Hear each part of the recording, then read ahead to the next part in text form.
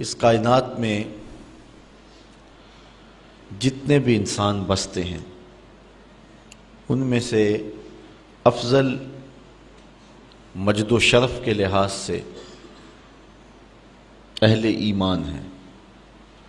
کفار اخلاقی قدروں میں جتنے مرضی بلند کیوں نہ ہوں، مال و دولت، شہرت، ثروت، جاہ و منصب، اقتدار، سب کچھ ان کے پاس ہو، لیکن ایک مسکین مومن کی شان تک نہیں پہنچ سکتے۔ اس لیے اس کائنات میں بسنے والے انسانوں میں سب سے افضل شخص مومن ہے۔ اہل ایمان میں سے فضل و شرف رکھنے والے علماء اور اولیاء ہیں۔ علماء و اولیاء میں سے اغیاث اور اقطاب فضل و شرف پاتے ہیں۔ اغیاث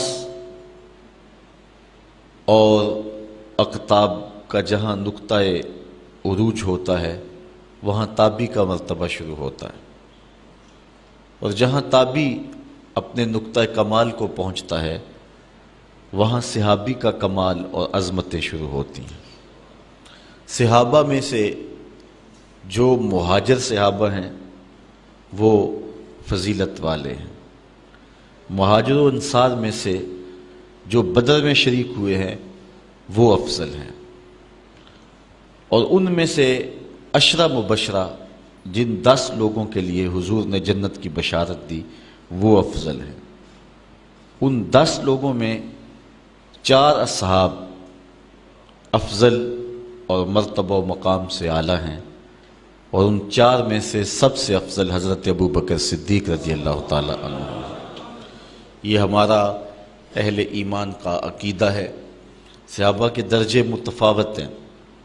جس طرح آسمان کے اوپر نظر دوڑائیں تو آپ کو ستارے نظر آتے ہیں، کوئی روشن، کوئی ٹمٹماتا ہوا، کوئی بڑا واضح، اس طرح اس افق پہ بھی آپ کو ستارے نظر آئیں گے۔ صداقت کے تارے بھی ہوں گے، عدالت کے ستارے بھی ہوں گے، ولایت کے، امامت کے، طرح طرح کے ستارے نظر آئیں گے۔ درجوں کے اعتبار سے متفاوت ہیں، لیکن حضور علیہ السلام کے تمام صحابہ کی تعظیم و توقیر ہمارے اوپر واجب ہے۔ سب سے افضل صحابی جس کو شرف ملا اور عظمت سب سے فضیلت والی نصیب ہوئی وہ حضرت ابوبکر صدیق کی ذات ہے۔ کہتے ہیں حضور کا سایہ نہیں تھا، لیکن یہ سائے کی طرح حضور کے ساتھ ہی رہے، ساری زندگی حضور کے ساتھ گزاری۔ بدر کے بھی ساتھی ہیں، قبر کے بھی ساتھی ہیں، غار کے بھی ساتھی ہیں، اور حد ہو گئی مزار کے بھی ساتھی ہیں۔ جے شک ہووی تے چل مدینے، آ ویخ لے جوڑ مزاراں دا، بن یار نبی دیاں یاراں دا۔ حضور علیہ السلام نے ارشاد فرمایا، اپنی صحبت اور اپنے مال سے جس نے سب سے زیادہ میرے اوپر احسان مندی کی ہے اس شخص کا نام ابو بکر ہے۔ بلکہ حضور نے فرمایا کہ جس شخص نے بھی میرے اوپر کوئی احسان کیا ہے میں اس کے احسان کا بدلہ اس کو دے چکا ہوں، لیکن ایک ابو بکر ہے جس کے احسانات کا بدلہ کل قیامت کے دن اللہ ہی عطا فرمائے گا۔ یہ صرف حضرت ابو بکر صدیق کی ذات ہے۔ حضرت عمر کہتے ہیں، قال ابو بکر سیدنا و خیرنا و احبنا الی رسول اللہ صلی اللہ علیہ وسلم۔ کہتے ہیں کہ ابو بکر کی کیا پوچھتے ہو، وہ ہم میں سے ہمارے سردار بھی تھے، ہم میں سے افضل بھی تھے، اور حضور سب سے زیادہ جس شخص سے پیار کرتے تھے اس شخص کا نام بھی ابو بکر ہی تھا۔ سب سے زیادہ حضور ان سے ہی پیار کیا کرتے تھے۔ حضرت عائشہ رضی اللہ تعالیٰ عنہ فرماتی ہیں کہ جب حضور علیہ السلام کا آخری وقت آیا تو آقا کریم علیہ السلام نے فرمایا کہ ابو بکر کو حکم دو کہ لوگوں کو نماز پڑھائیں۔ میں نے عرض کی کہ وہ رقیق القلب ہیں، مصلی پہ جب آپ کو نہیں پائیں گے تو بے چین ہو جائیں گے، کسی اور کے لیے حکم نامہ جاری کرو۔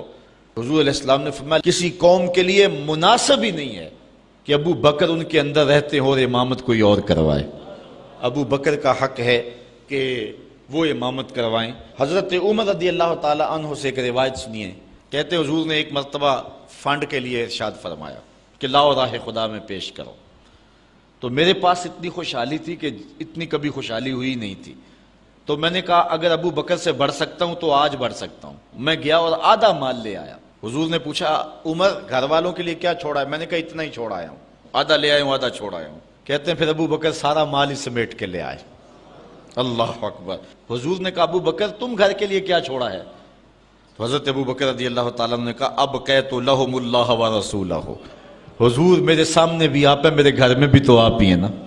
وہ اپنے نام لیواؤں کو تنہا چھوڑتے کب ہیں، جہاں ہم دم نہ ہو کوئی وہاں سرکار ہوتے ہیں.